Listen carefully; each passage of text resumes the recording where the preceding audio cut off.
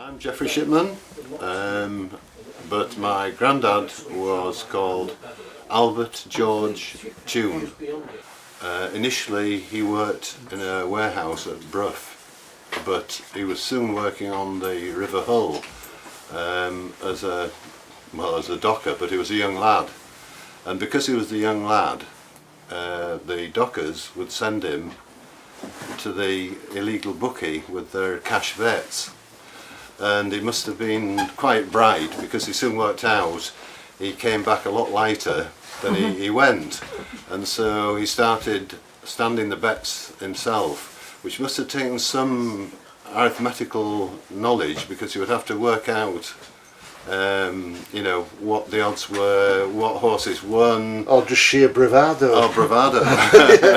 But I wouldn't like to have, you know, tried to pull the wool over the dockers if it, you know, if it was telling porky pies. So he then obviously made some money.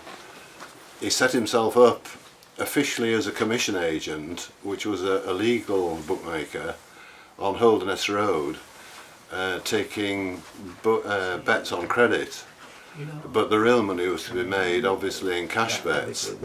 So eventually he ended up owning a club, a working men's club on Queen's Dockside, where Queen's Gardens is now. Right. He bought a posh house in Ferriby.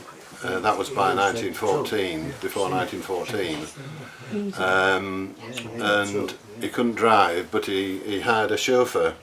He had a housekeeper, and I think he'd done pretty well for himself. I think rather than follow the family tradition, working on the Humber on the boats probably was a wise decision. Yeah. And he did tell my mother that if the war had lasted another year till 1919, he would have actually been a millionaire.